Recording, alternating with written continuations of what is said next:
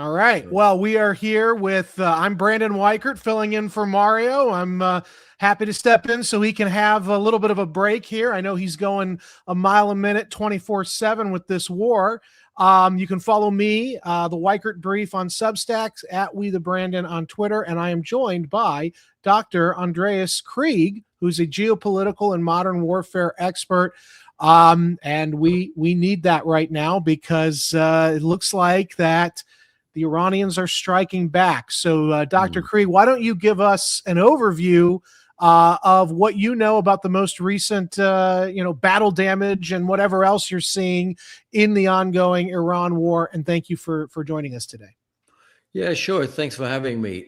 It's a very precarious situation. I think the U.S. public is being misled by the administration of what's actually going on and how bad the damage has been over the last couple of months. Certainly how bad the damage has been on U.S. servicemen and women in the region as well.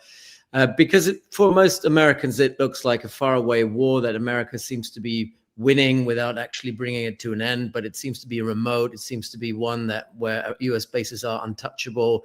And that for the most part, U.S. superior technology will basically defend American interests in the region. When you actually look behind the narrative and you look at the satellite imagery, you see what's been hit and the precision with which the Iranians have hit U.S. bases across the region. It's quite impressive and very sad at the same time, because you see that the Iranians are able to strike U.S. bases, not just in the GCC, not just in the Gulf states, but going all the way from Oman in the east or southeast, all the way up to Iraq in the northwest. So we're looking at 2,000 miles worth of a front line where the Iranians are striking.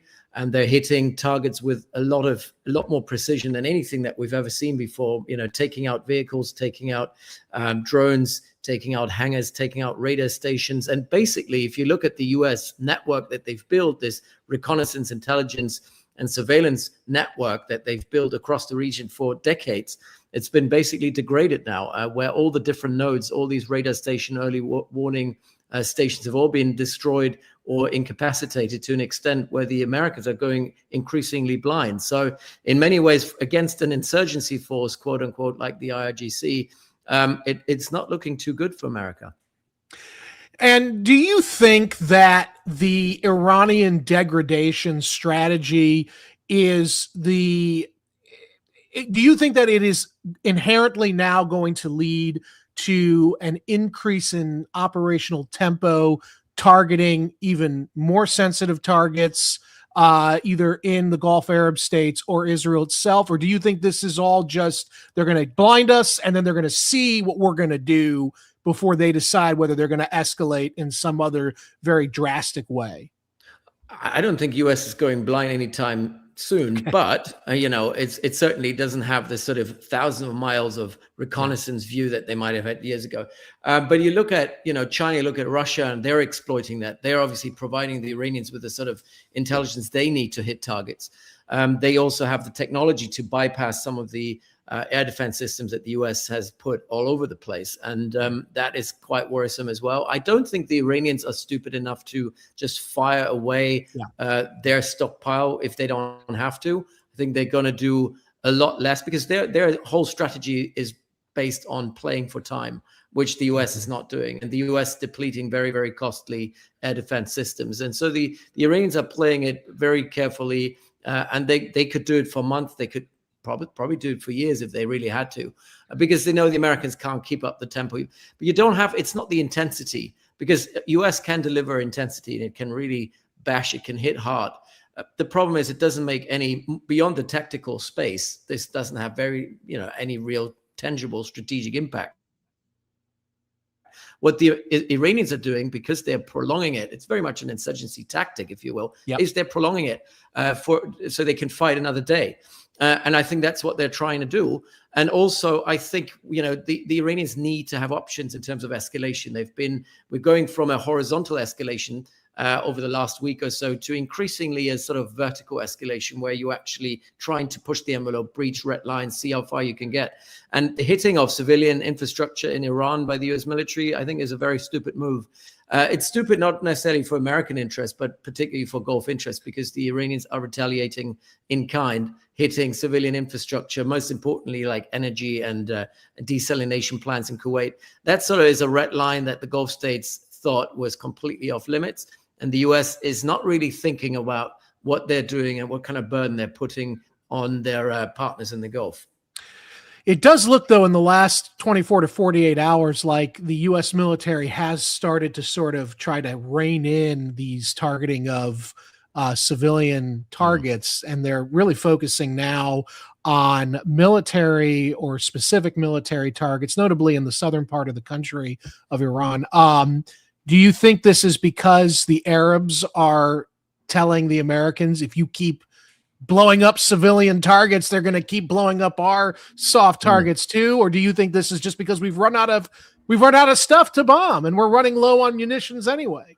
I think it's all of the above. But I think we shouldn't underestimate the fact that the Arab partners, the Gulf states, are more united in many ways. They're still very divided on a lot of issues, but they're united on putting pressure on Trump, lobbying him hard, saying, listen, this cannot continue this way. We're basically hurting right now. We are increasingly going from a war of choice that we weren't consulted on to a war of survival. Where, especially desalination plants, Kuwait, Qatar, Bahrain, most of these countries, if you hit and take out their desalination plants, that's game over. And these are major donors, right? They put trillions of dollars in the US economy. They put hundreds of millions of dollars into the pocket of the Trump organization. So these are things that Trump is not going to take lightly. And so if you have the UAE, Qatar, Saudi Arabia putting pressure and saying that needs to stop, that will certainly, that will go directly to the president's head, and he'll do something about it. But it's also, we're asking ourselves, what is it that they're trying to achieve? So in the South, they're obviously also trying to degrade the Iranian ISR capability, intelligence networks that they have, reconnaissance, radars, and so on. But do they really need it? Because the way the Iranians operate, they kind of operate like an insurgency force in the way that they don't necessarily require this sort of centralized ISR system. They rely on their small tactical units also in the maritime domain to do what they need to do. And so the more infrastructure we're destroying, the more it will cost us, because these munitions are very expensive. At the same time, the IRGC continues to operate, taking out all these small skiffs and sort of vehicles they use on water, underwater. This is extremely costly, and the Iranians have hundreds, if not thousands, of them. And so it's a sort of operation that you can never really bring to an end. And the other thing is, and this is what the question mark is, why did they hit all these infrastructure, logistics, roads going into Bandar Abbas? Is that in preparation of a potential landing of amphibious forces in Bandar Abbas? I don't think so. I don't think anyone in Washington is crazy enough. But we'll have to see. But I hope never say never. Exactly, with Donald Trump, never say never, right? I mean, it's the madman theory. But I do think it would be really crazy to think that they can land, 20,000 Marines or whatever, and then take and hold Bandar Abbas. It would be crazy.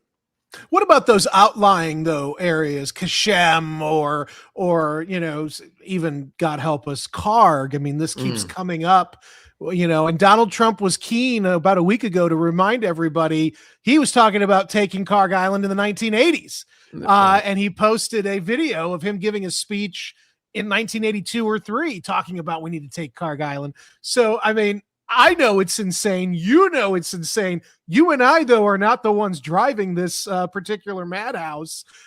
So what do you think about, okay, maybe not Bandar Abbas, maybe Kashem or God help us, Karg or something like that? Well, you put a Fox News host in charge of the Defense Department or War Department. God knows what's going to come out. So I'm nothing is going to shock me, to be honest. But let's look at it. Let's look at the costs. I mean, if you take over Karg Island, first of all, you need to put boots on the ground there. You probably would have amphibious landing and some airborne troops landing on an island, which is heavily fortified. For 40, 50 years, they've built bunker systems and tunnel systems there. You even if you were, using days and days of dropping ordnance on trying to really soften the surface, it would be still very difficult to do. Mind you, the Americans still have that trauma of Second World War island hopping in the Pacific. And remember, if you look at Iwo Jima and other places, thousands of US troops were killed in taking these islands. But it was a necessity in World War II. This was not a war of choice. It was a war that was imposed on America. Yes. This is a war of choice. It's on the periphery, on the global periphery. If you really want to focus on Russia and you want to focus on China, you want to focus on, great power competition, then this war against Iran is very much on the periphery of that. Yeah. And it consumes already too much bandwidth. But let's say you wanted to invest the cost. Let's say you want to put 20,000 troops into theater and you're trying to land them. Then you land them there under immense cost and, casualties. Yeah. Then you need to hold them. You're like, you're a few miles out from the mainland whether you're not just going to get fired on by drones and ballistic missiles, but also artillery fire. Then you need to sustain that. And then you have to ask yourself, so what? What are you doing it for? So at best, this is maybe a tactical operational success if you can actually do it.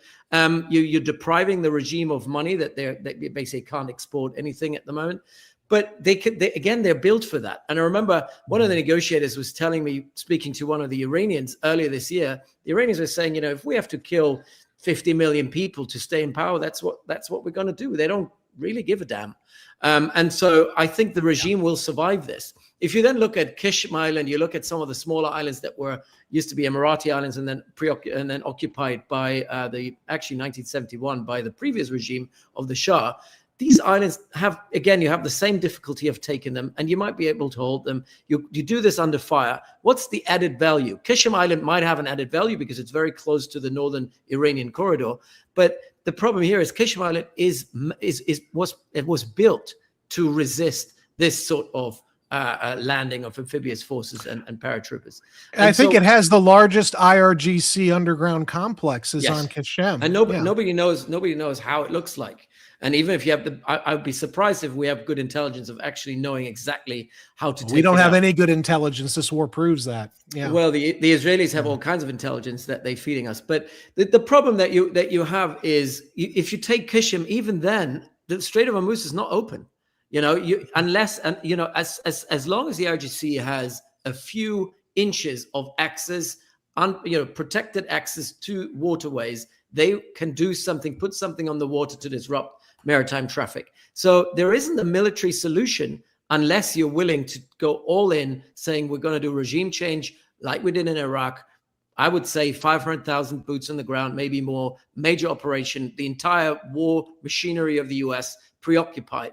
Maybe then you can bring the war to Iran. Maybe then you can open up the Strait of Hormuz. Anything short of that, nothing is going to fundamentally change. Yeah, I agree. And it's interesting because I think that they're telling the president, if we do this, we can conduct sea control, which is exactly what I think they're trying to do. They're trying to reopen the Strait of Hormuz. But I think, as you note, that we're not going to even be able to hold those islands the way we want to under fire. Okay, what about the prospect? I talked about this with another guest yesterday, and I think while it sounds crazy, again, we have to kind of remove those filters when we're talking about this conflict. It seems there is, we've been using the B-2 Spirit bombers on and off. Whiteman Air Force Base in Missouri also houses the B-61-11 gravity bomb. It's a bunker-busting bomb. Israeli intelligence yesterday is claiming that the Iranians have shifted all of their nuclear weapons alleged production to Pickaxe Mountain. We can't hit Pickaxe with conventional ordnance the way we want to. Is there a real possibility that Trump has been convinced he can detonate one of these B-61-11s, take out the facility, and then, he's reset conditions possibly in his favor? I'd give it a very low likelihood, but the likelihood is not zero with this president, because he's so desperate right now, and there isn't an easy way out of it. I got so many requests questions from journalists today about Pickaxe Mountain. People who never heard of it, never been to Iran, but they have to write a story about it. All they have is that one Wall Street Journal piece of information that was leaked by the Israelis. The way I look at it is the Israelis have some information, that might be accurate, might be complete disinformation, we don't know. They leak it. Nobody can triangulate it. That Wall Street Journal is running with it because it's great clickbait. That then feeds into narratives and discourse because journalists feel like, oh my God, we need to respond to it. Nobody really knows what's going on. Nobody has any information. It becomes the story of the day. Then some idiot asks the president about it and he makes an off-the-cuff comment because they're like, oh yeah, we're going to hit them hard soon, because that's what else is he going to say? That's just his posture. And then again, journalists reporting on this. And now if you look at social media right now, you look at the media discourse, suddenly we're talking about, we'll need to take this mountain. We're going to destroy it. Why? I mean, this is how it's a typical Israeli information campaign. Would you use a nuclear weapon? I don't believe in the differentiation between a tactical and a strategic nuke. You use a nuke, you breach a red line. This is unheard of. There is going to be a major escalation in all directions. I think we would antagonize European partners. We antagonize the Gulf states.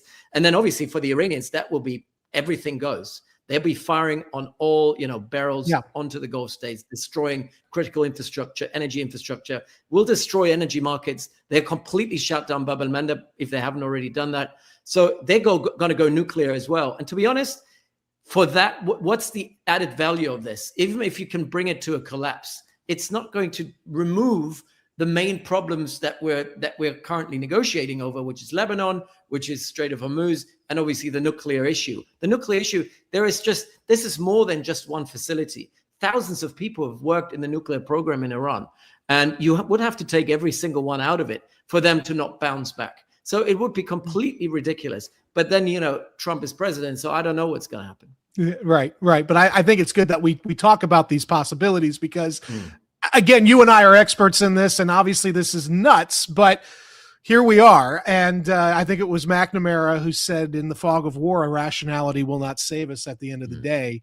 So we have to keep that in mind. And you just brought up the next thing I wanted to talk about, which is related to all of this, which is the Houthi or the Ansar Allah, whatever you want to call them today, in Yemen. They're saying they're going to stop, they're going to blockade the Strait of Bab el-Mandeb and the Red Sea.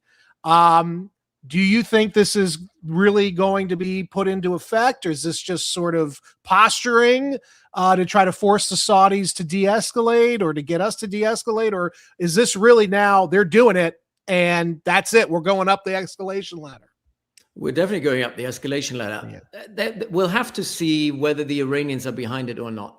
First of all, the Houthis are a standalone Yemeni resistance force that is heavily supported by the Iranians. They clearly get their technology. They get, they get all kinds of operational support from the IRGC.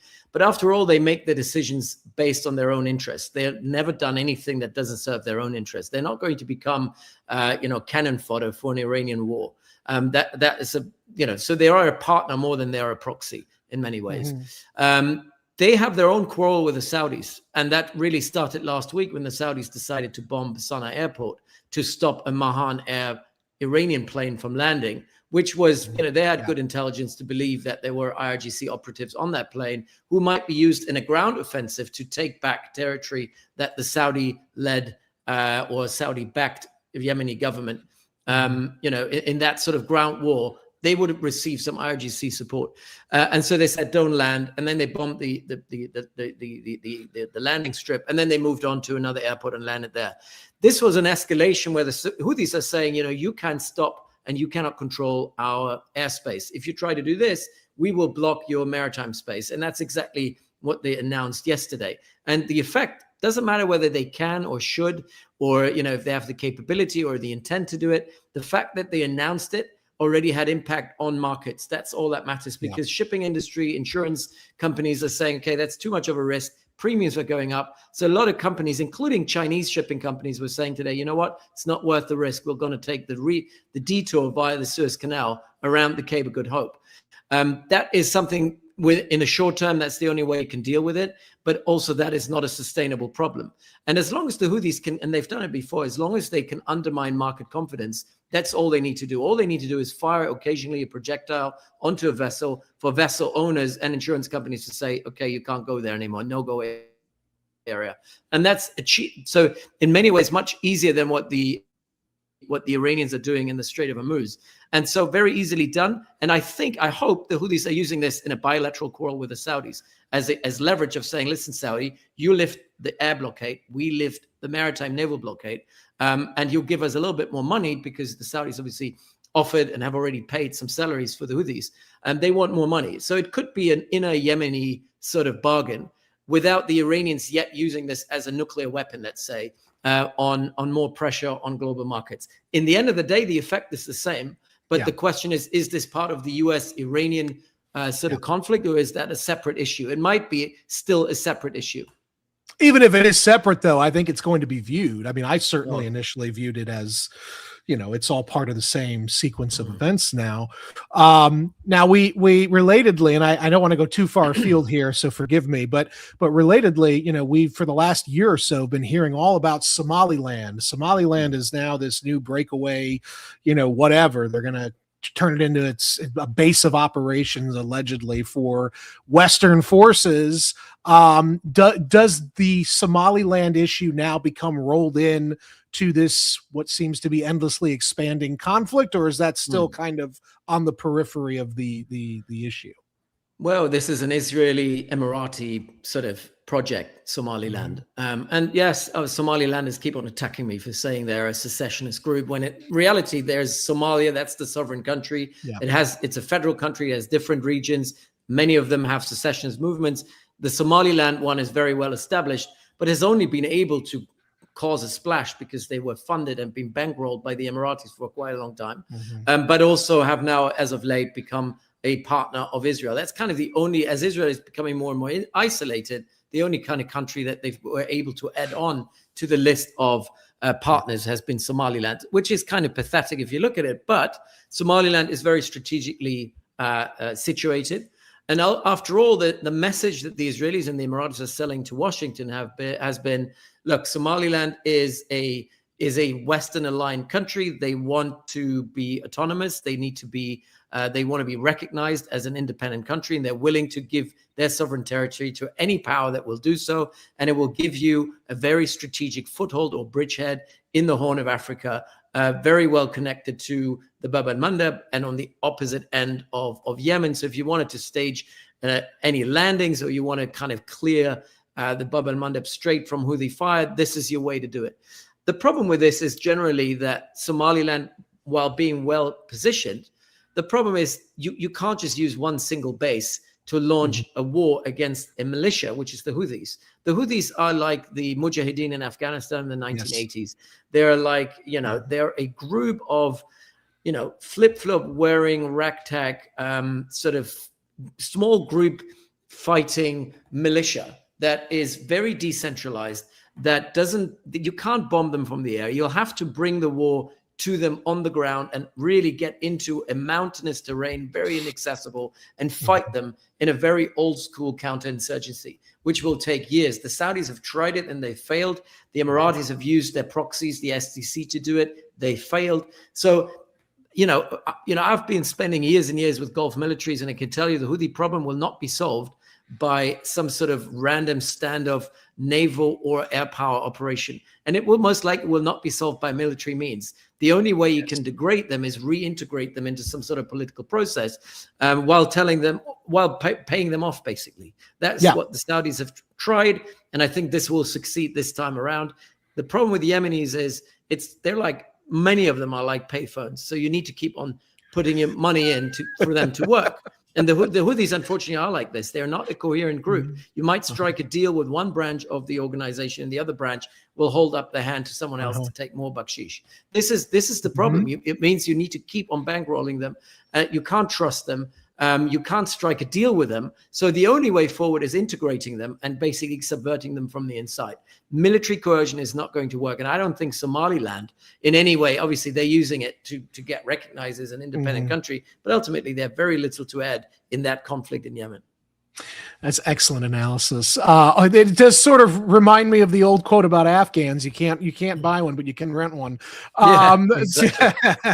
Also, this weekend I thought it was very startling because the Israelis don't like talking about their Dolphin-class diesel-electric subs, but there was one of their 6 was spotted transiting. I think it was the Strait of Tehran, coming out of Eilat.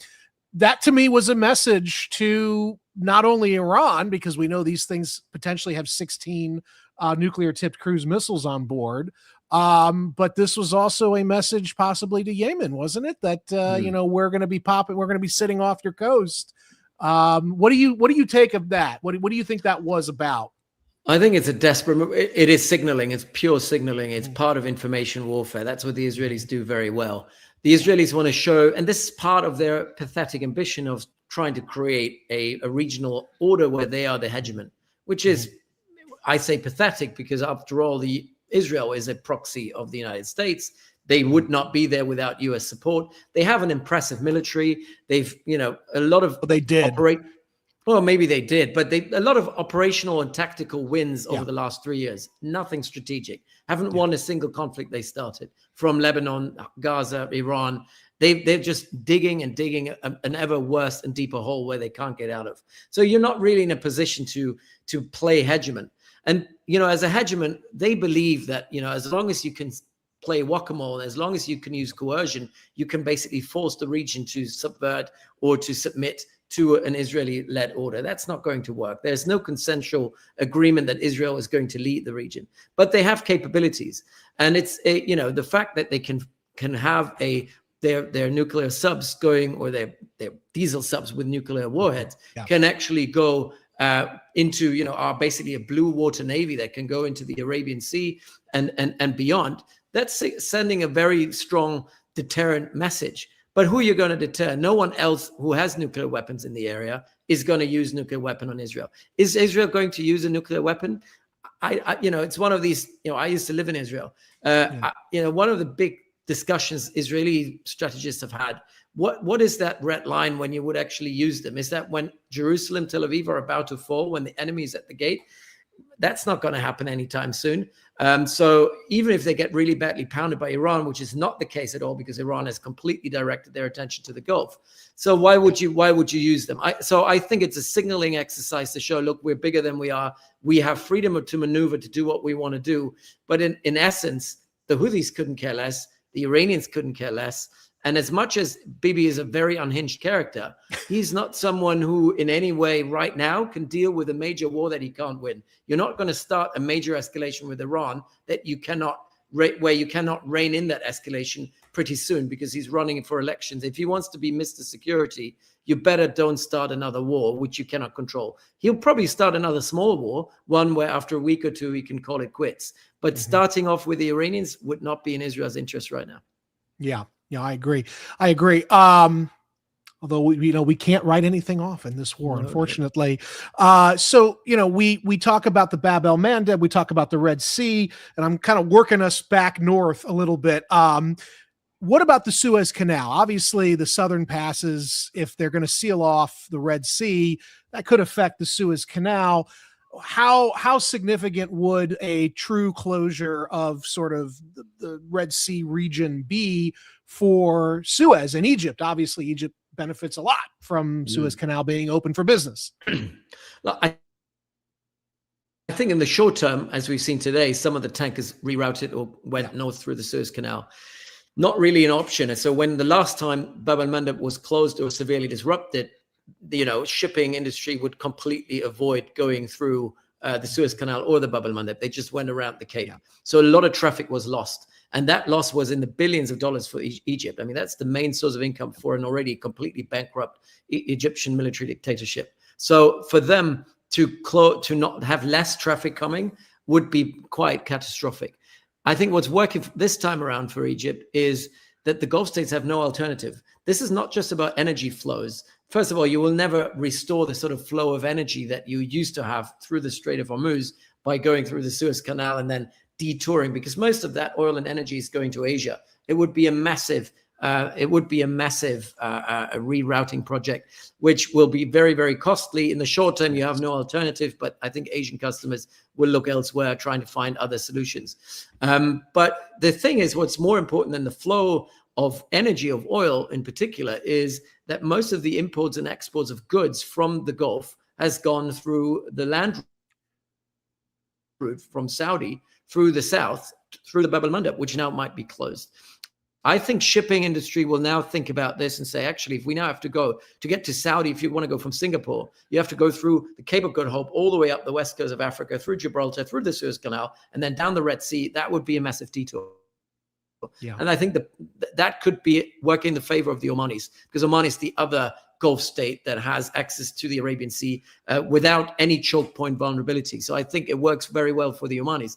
But are they ready to take all these goods, all that stuff that used to go through of the main maritime choke points, and now take it by a land route? It's going to be very, very difficult. So I think the Saudis, this is not a sustainable situation. I'd be surprised if this sustains for if we're in this situation in a month or 2 months from now. I'd be very surprised, because the Saudis cannot accept it. They will activate the Omanis. The Omanis have the key to the Bab el-Mandeb as much as the Strait of Hormuz, but certainly Bab el-Mandeb, because they're the only ones who can speak directly to the Houthis, have some trust with the Houthis, and can broker another deal in the same way the Omanis have brokered a deal with the US administration in 2025. So I think that's probably what's going to happen. And probably some money will have to change hands. But all of that depends on whether Trump's war with Iran is dialing down. Because despite all the stuff Trump has said today, one thing he said as well was, he was saying that along the lines of the Iranians are desperate to speak to me. I think that's a message of him saying, I'm quite desperate to speak to the Iranians. And that's been the case for a long time. And Trump doesn't want this war to continue forever. It's very unpopular in America, as you know, more than anyone. So in this context, I think we're going to see likely a dialing down of escalation. And when this happens, you can also broker a deal over Yemen. Should the escalation go up and more vertically, the Bab el-Mandeb will be properly closed for all kind of shipping. And that would be, for us, a nuclear weapon in Europe as well, because we're so highly dependent on that choke point. Yeah, and I mean, I still am very skeptical about any off ramps here. I know the president is saying, like you say, he really wants to talk to the Iranians. I don't get a sense the Iranians really want to talk to him right now. Is that your sense, or do you think now the Iranians are quietly going to want to chat? The good thing about the Trump administration, it is in many ways like how Arab dictatorships used to be. It's like this one guy who makes all the decisions. And he's a micromanager. I mean, he's gold too. A lot of gold. Yeah, a beautiful gold. But he's in many ways, the way it's a family business, right? It's like a dictatorship run by a family. It's very much like an Arab dictatorship. But the good thing is they're a monolith. I mean, Trump is a monolith. He's micromanaging the talks. Nobody has any autonomy to do anything without him giving the green light or the thumbs up. That's a good thing. So you convince him, you can get things done. The problem with the Iranians is, since the war started, they've been a mess. For operational reasons, everything has been decentralized. There's so many, it's a three-dimensional space of different political hubs, all competing. There are no institutions left. Most of them are individuals rather than institutions running the show. These individuals have competing interests. Many of them want to build constituencies as the old regime has collapsed somewhat. You have a new supreme leader who doesn't have a core constituency yet. So everyone is trying to buy a constituency, trying to win over the narrative, trying to project that they're the new strong man, mostly man. And so turf war going on internally, which obviously has an impact on how they negotiate. I do think the vast majority of Iranians in positions of power now, from the military to the IRGC to the clerics to people in parliament, Security Council, and so on and so forth, the president, the administration, they do want to negotiate. But the question is, or where there's a difference of opinion, is what are we negotiating about, and what are we where are we willing to make concessions, if any, and how much are we going to push the envelope? Because the MOU was already signed, and then someone was saying, actually, Article 5, well, we might open it up for the Strait of Hormuz for traffic, but it will be on our terms. And so they were trying to get better terms. And Trump said, no way, we already agreed on it. So I think the problem is not that the Iranians don't want to negotiate. There are some who want to negotiate. There's a minority who doesn't want to negotiate at all. But the terms of negotiation are constantly changing. And this is part of Iranian sort of negotiation tactics. It's protraction, it's delay tactics, it's deviation, trying to stall, trying to always say, yes, we're going to meet. Yes, we're very interested. And then you do have the meeting and nothing comes out of it. And everyone, because again, they're playing for time. What they ultimately want, though, and that's the one incentive that nobody can, they can't do away with, because the regime is weak. They need money. How are they going to get money? And the fastest way for them to get money is a clear linear path of negotiation, where at the end of it, there is the kind of bucket of gold in many ways, where, you know, sanctions are being lifted, money is coming in. That's not an unlikely scenario. I think what was offered to them in Switzerland via the Qatari mediators was a very, very good deal. And I'm surprised they're not taking it. And I'm surprised they're trying to push even further with that deal already in their pocket. And Trump is obviously not going to have it.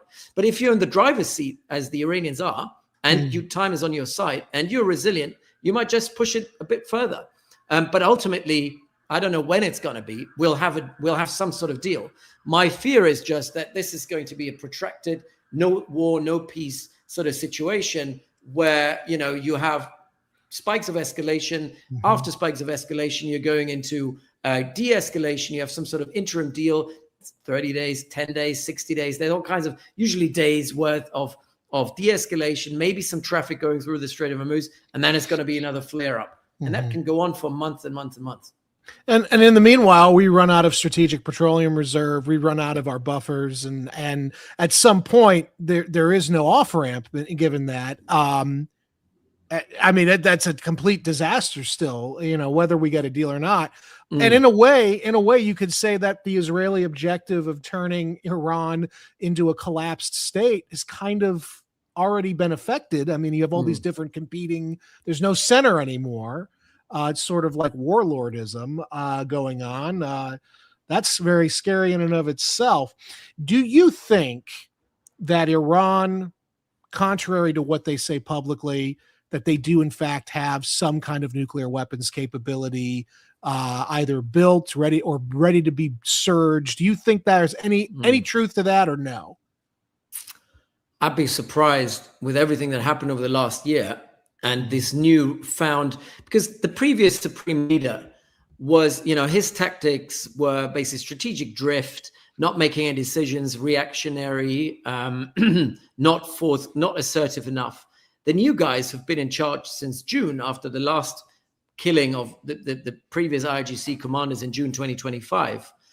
We are far more assertive. And I would be surprised if they haven't used that 1 year, or more than a year now, 13 months, to find a way to accelerate the building of a nuclear device. I'm not saying it's going to be, I don't think it's something that is deliverable. But I think at this point, it doesn't have to be deliverable. If you have a device that you can bring to an explosion to signal that, you know, you're basically beyond the threshold, that might be enough to send the signal and make them untouchable. I don't think they have it yet, but I think they're also very, very close to it. I think they do have control over the highly enriched uranium. They do have the know-how. I'm sure they can get it from China, although I think the Chinese and even the Russians would not want to make Iran nuclear, because it becomes an entity nobody can control. But, you know, what about the North Koreans? Exactly. That's how North Korea got it, right? So I'm saying, though, they could assist, could they not? I mean, they have very close relations with Tehran. And if the Russians and Chinese don't want to play ball, it's quite, the distance is, you know. Sure. What I'm saying, it wouldn't happen without the Chinese knowing about it, and the Chinese would probably stop them. But maybe they wouldn't. Maybe I'm completely misreading the situation. Interesting. Again, on the nuclear device, I'd be surprised if they haven't worked on anything. Although now with the Strait of Hormuz and Bab el-Mandeb, I think this is a much more readily usable nuclear weapon. One that you know, there's no threshold. You can use it. You get very little condemnation for it, and you can switch it on. You can switch it off. You can't do that with a nuclear weapon. And I think in terms of power and leverage, Strait of Hormuz, Bab el-Mandeb is much more powerful than a nuclear weapon. I happen to agree. I think geography is the classic, you know, trump card here for these guys.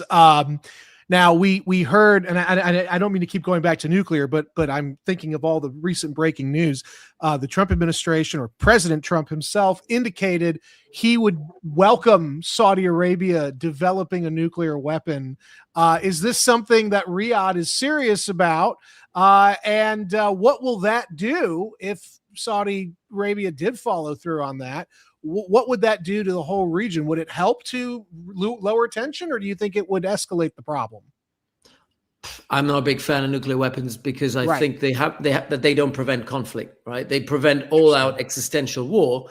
But all the sort of no peace, no war, gray zone operations, gray zone wars that we've seen over the last couple of years or decades have not been prevented by nuclear weapons. And this war that we're in now between Iran and Saudi, if both of them had nuclear weapons, it would still go on. It would still be exactly the same as it is right now. So it doesn't really work as a deterrent. Israel has at least 200 nuclear warheads, and they've been in war with Hezbollah, Iran, Hamas and whatnot, been able to use it, and they couldn't use it as a deterrent. So it really doesn't matter in that extent, to that extent. So, I think the Saudis are still pursuing, they have been pursuing it for a while. And there's a lot of conspiracy theory going on about what happened in the 1990s when the Pakistanis acquired a nuclear weapon. And the question is, where's the money? Where did the money come from to fund the nuclear program in Pakistan? And there've been leaks out there that suggest that some of the money came from Saudi. I doubt that the Saudis would give the money out of pure charity. There has been allegations that the Saudis were able to secure some weaponry and some part of the program for themselves. Basically, the Pakistanis hold some nuclear weapons on behalf of the Saudis. Yeah. That's been reported on since 2009. I've been hearing that. Yeah. Yeah, but I think it goes back to the late 90s, early 2000s, whatever. I mean, the point being is there is a very intimate relationship between Pakistan and Saudi. They signed this or renewed a defense cooperation agreement of mutual defense. Hasn't helped the Saudis necessarily in this war. But I think the Pakistanis are finding their bearing. They're finding their ground at the moment of seeing what they can do and what posture they want to play in the region. I think Pakistan will play a much, much stronger role in a post-American world in the Middle East as America is gradually withdrawing, as the trust in America in all Gulf states is at an all-time low. They're looking to diversify. Pakistan is one of the primary targets. They do have nuclear weapons. And for the Saudis to develop it, they would rely on the Pakistanis. They can do it on a fast track. This is not something that will take Saudis years and years to do. But maybe the Pakistanis will extend their nuclear umbrella to Saudi Arabia. They haven't done it yet. But, again, could happen. And certainly we've heard burblings about that. And we know that the Saudi military is largely staffed these days by Pakistanis who are sheep dipped in Saudi uniforms. That's another story for another day. Yeah. But we do know that they're very close. So I guess I know we're going to be closing up soon. So I guess the question now becomes, what does victory look like, do you think, for the United States at this point? And what would victory look like for the Iranians at this point? Well, as you know, victory is a theory. It's a narrative. It's what you make. It's how you translate whatever happens on the ground into a narrative that becomes palatable to your key constituency. I think the Iranians already built a solid narrative that travels far beyond their core constituency. There are a lot of lefties out there in Europe as well who are already cheering on the Iranians. How they won. I don't think anybody won. Everybody's losing in this war. This is not a war that is working out for anyone. I think China is probably the only winner in all of this. But the Middle East as a whole is losing. The US is losing. Europe is losing economically in terms of pride, in terms of prestige, in terms of credibility, legitimacy, and so on and so forth. So we're all, creating a victory narrative. But all the Iranians have to show from the beginning was saying we didn't lose. That is their victory. They basically had to hold out, show that they're resilient. And in many ways, they're probably more resilient than even the greatest supporter of Iran had hoped they would be. And if they come out on top in terms of controlling Lebanon, controlling Iraq, controlling Yemen and Bab al-Mandab and the Strait of Hormuz, then in many ways they can say, look, we're now the new hegemon in the region. And that's part of the bigger problem, not just for Israel, but for the Gulf states and for the US, that you've actually empowered Iran to be far more powerful than they were prior to this war. And so that narrative looks increasingly likely. And I think there isn't a say-do gap. I think the US narrative for victory, I don't even know what it is these days, is saying, I think it was about regime change and we pounded them. And, it depends on who you speak to. I find it very hard as an American to build a narrative of saying, actually, we did very well and this is a victory narrative. If this narrative will have a major gap between what you're projecting and what the reality actually looks like. I think the best case outcome for the US, and that's one that I think aligns with the Trump administration and the Trump organization, it would be one where you have lifted sanctions, where money is coming in, where the market is developed, and where Iran becomes a fully normalized country within the global economy. I think it's a highly sophisticated economy and market. It's one where there's immense know-how. It's 90 million people. It will be the biggest market in the Middle East by far. It has massive energy reserves. I think that would work for America. A fully integrated Iran, even if it's an authoritarian, autocracy or whatever, even if it's not a democracy, is still a country that, if it was integrated and thereby controllable, because interdependence for me is the way that you create stability. And you don't need to weaponize that interdependency. But the problem right now is that Iran is completely isolated. If you integrate them into markets and create interdependencies, even the IGC, they're money hungry. They want to make money. That's a way to integrate them. And I think that would work for American interests, because it will be American companies coming in. It will be good for American energy companies. It would be great for European companies, for Gulf companies, for Chinese, Russians. This is going to be a transformational moment for the entire region, not just the Middle East, but Central Asia as well. In terms of, you look at the connectivity that Iran potentially has, that's the only way, if mid to long term, the Americans can sell this as a victory. But for this to happen, you actually have to develop a pathway to lifting sanctions, which the Trump administration hasn't credibly developed yet. I agree. And we remember, we'll close here, but we do remember, I think, Trump's actual legitimate gripe with the Joint Comprehensive Plan of Action, Obama's nuclear deal, was that it forbade American companies from doing business with Iran while allowing European companies to do business with Iran in 2015. So this was always, I think, a complaint that Trump had that I thought was very right. It was. So we'll have to see how this all plays out in the coming weeks. I'm very pessimistic. This is just, but I'm Dr. Doom. What do I know? So where can we follow you, Dr. Krieg? Is there any, any Substack or Twitter? I don't do Substack, but, Instagram and Twitter and What's YouTube. your handle?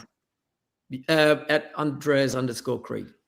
Okay, _Krieg. Okay, Dr. Krieg, it was marvelous meeting you. Thank you for doing this, and likewise. Hopefully we can keep this rapport going. Well, let's hope we're not going to have to do another episode in Iran. But boy, wouldn't that be nice? I also am tired of talking about Ukraine as well. So we'll see where this all goes. Maybe we get lucky. I'm Brandon Weichert. He's Dr. Andreas Krieg. Follow me at WeTheBrandon on Twitter and weichert.substack.com. And I will be up next with my buddy David Pine, former Missile Defense Agency, to talk about missile depletion. Have a good day, guys. Thank you. Thank you.